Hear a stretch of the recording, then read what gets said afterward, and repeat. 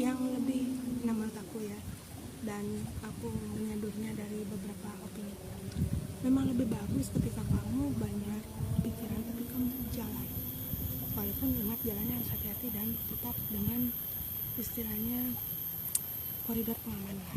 Artinya kalau terjadi apa-apa, kalau jatuh biar tidak terlalu sakit gitu ya. Jadi aku tuh cerita tentang itu awalnya aku memutuskan mencoba itu justru gara-gara aku karaoke ya. Jadi kalau kamu lihat aku awal-awal itu karaoke ya. Aku ikut sebuah aplikasi karaoke dimana lebih baik kalau banyak yang nonton, jadi buang-buang kuasa. Berbarengan waktu itu kebetulan anakku tuh sukanya ngedit dan menu-menuhin memori HP. Jadi aku pikir-pikir ini kayaknya oke juga ya kita jadikan konten, kalaupun seandainya gimana dari artinya kalau aku punya prinsip berbuat sesuatu tuh walaupun ya tidak membohongi ya, semua orang pasti ingin duit ya, tetapi ibaratnya duit nomor satu pasti ada runtutannya. Jadi kalau yang nomor satu belum tercapai, setidaknya yang nomor lainnya sudah tercapai. Seperti contoh kemarin aku konten jalan-jalan sama anak, apa yang didapat? Refreshingnya dapat, me time bersama anak dapat, kan seperti itu. Konten dapat, tinggal berhasil nggak mendatangkan itu, kan begitu aja. Kemudian juga memasak, kan kadang-kadang orang yang mau melangkah itu dia bingungnya di langkah pertama. Jadi aku dulu pernah mendengar kata beberapa orang yang disebut sebagai motivator, walaupun mereka kadang-kadang gak suka disebut motivator ya. Langkah pertama itu berat, aku pun merasakannya. Gak bikin konten, gak membuat sesuatu ya, aku masih berpikir apakah aku harus berbuat sesuatu ini. Aku rasa penting, tapi aku rasa gimana ya, ntar aku pertimbangkan lagi, karena ya sebenarnya ya tidak terlalu besar pencapaianku, cuman kalau aku pikir-pikir ya ingin berbagi ilmu lah kepada mungkin yang masih bingung.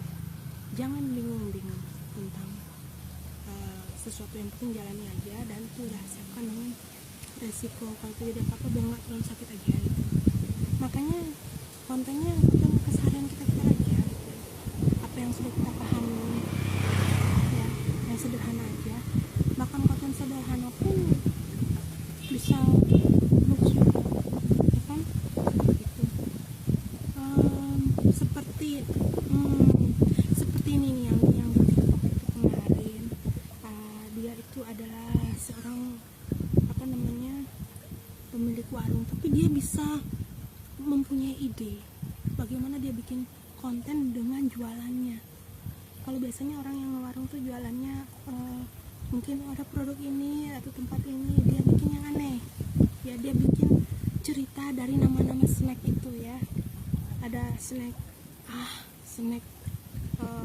susu enak dan lain sebagainya, dibikinkan dan lucu, dan akhirnya dia dapat penghasilannya. Aku masih berpikir gimana caranya. Anda laki banget ya. Seperti itu ya. Terus ada juga yang konten-konten dia sambil nyoba sambil ngonten, ngerti gak sih? Misalkan dia nyoba bikin apa, misalkan bikin AI atau bikin konten YouTube nih, tapi sambil bikin konten, jadi sekali langkah dua hal yang didapat seperti itu. Nah, jadi ya kuncinya pada kita adalah jangan takut untuk mencoba ya. Yang penting yang kita coba itu halal ya, kan tidak merugikan orang. Jangan sampai konten-konten yang merugikan kayak apa, kayak ngeprank yang berbahaya, itu jangan seperti itu ya. Konten-konten yang kayaknya lucu tapi membahayakan tuh jangan. Itu yang menurut aku ya. Semangat kita belajar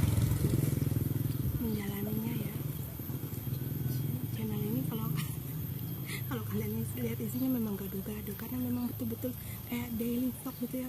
Apa yang tiba-tiba terbesit di aku dan anakku itu yang kita buat di konten. Itu betul-betul apa ya istilahnya, betul-betul original ya, dari otak kita. Jadi ya aku mau lanjut dulu, mau pulang. Oke, bye.